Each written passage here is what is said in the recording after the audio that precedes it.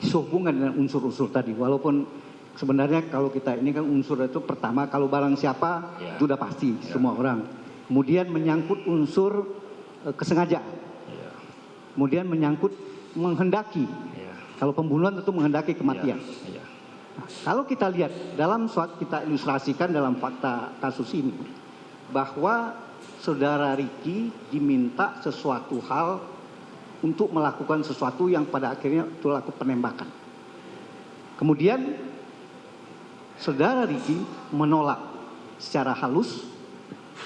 Dia tidak mau, tidak bersedia karena dia tidak cukup kuat mental. Sehingga dia menjadi bingung dengan kondisi yang ada. Kemudian karena dia adalah bagian dari anak buah dari saudara Sambo, dia diminta memanggil temannya ajudan yang lain. Tetapi tidak dijelaskan untuk melakukan apa, penembakan kah, atau mungkin karena yang sebelumnya disampaikan klarifikasi, mau manggil Joshua. Nah itu yang dalam pikirannya masih, dan tidak ada disampaikan di mana akan dilakukan, dia belum sampai sejauh itu yang disampaikan. Kemudian dia menjalani perintah Pak Sambo memanggil saudara Richard. Dan dia tidak menyampaikan karena dia juga masih bingung kan, ada apa yang akan dilakukan. Dia hanya suruh panggil. Pada saat pemanggilan Richard tidak bersama-sama, jadi Richard berhubungan dengan Pak Sambo, nggak tahu apa yang dibicarakan. Kemudian saudara Ricky dalam hitungan menit 15 sampai 20 menit diminta oleh Ibu Sambo pergi ke rumah dinas dalam rangka setelah PCR adalah melakukan isolasi.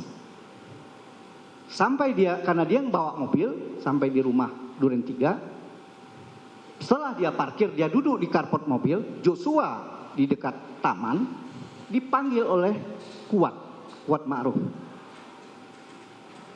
Om Ricky dan Joshua dipanggil Bapak. Ya jadi dia datang ngikut bersama-samalah Joshua dan Kuat. Sampai di ruangan dalam rumah, fakta itu udah langsung kejadian. Artinya gini, yang dilihat ada Pak Sambo, ada Richard yang sudah berhadapan-hadapan, kemudian Ricky dan si Kuat. Pada saat itu yang didengar oleh Ricky pada saat masuk di ruangan itu adalah jongkok. Sementara kalau kesaksian saudara Richard, tembak.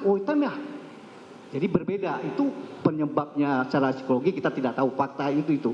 Tetapi si saudara Ricky tidak melakukan aktivitas hal-hal yang kira-kira membantu kayak aktivitas mengambil senjata kayak atau memegang siswa, tapi dia udah posisi sudah melihat kejadian.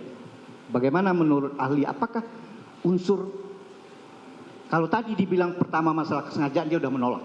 Sekarang unsur ikut melakukan. Bagaimana ahli melihat? Apakah di dalam teori-teori dan turut serta itu juga ada keaktifan yang nyata? Tadi ahli sudah menjelaskan ada gerak tubuh yang jelas. Nah, silakan ahli menjawab.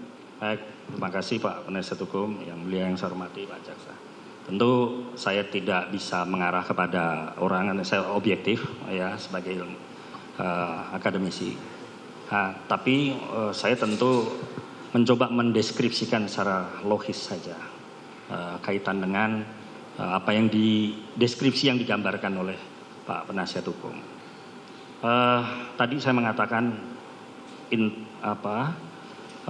prinsip liability based on fault itu, ya, kata fault itu kata salah itu, ya, itu pastinya setiap orang dimulai dengan mental element must be present. Persoalan mental itu harus hadir dulu. Jadi kalau orang mau melakukan kejahatan tindak pidana yang sering disampaikan oleh para ilmuwan, apa yang disebut dengan mens rea itu, niat jahat itu, maka itu harus hadir. Jadi kalau ada sikap seseorang yang tidak mau mengikuti omongan seseorang, tidak mau mengikuti perintah seseorang, maka itu gambaran dari mental element, ya, yang saya sebut must be present itu yang hadir. Kalau dia mengatakan siap, saya laksanakan, atau iya Pak, saya akan laksanakan. Tapi kalau dia mengatakan, maaf Pak, saya tidak mau, saya menolak, itu mental element must be present, yang menunjukkan mens reanya nggak ada. Kalau ini dikaitkan dengan niat untuk melakukan perbuatan jahat.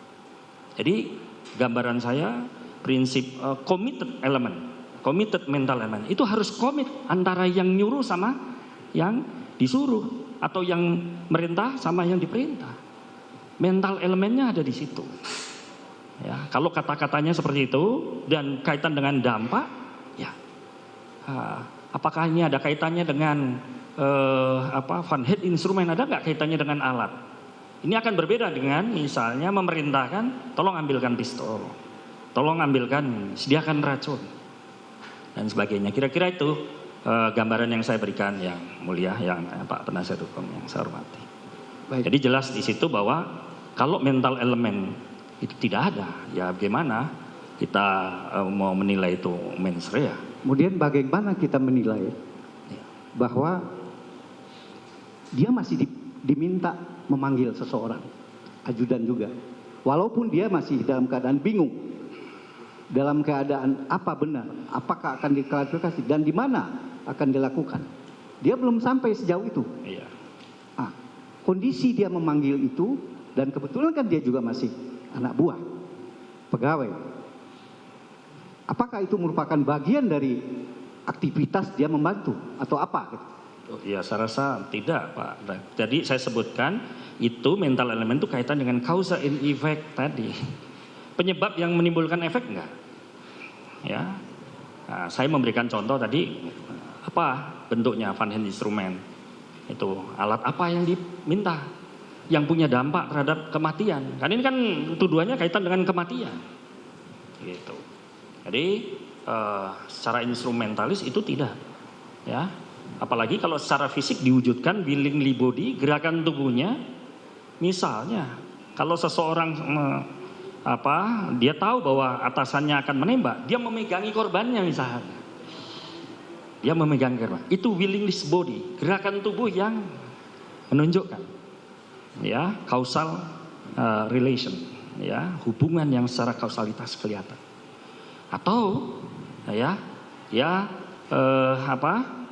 mengarahkan posisi korban tepat kepada sasaran sasaran pembunuhan, sasaran dari alat pembunuhan. Kira-kira itu Pak Penasihat Hukum yang saya bisa gambarkan dengan simpel ya. Jadi transfer of mens rea itu hanya akan muncul ketika tadi directingnya dijalankan, ya kan? Ambil pisau, ambil pistol.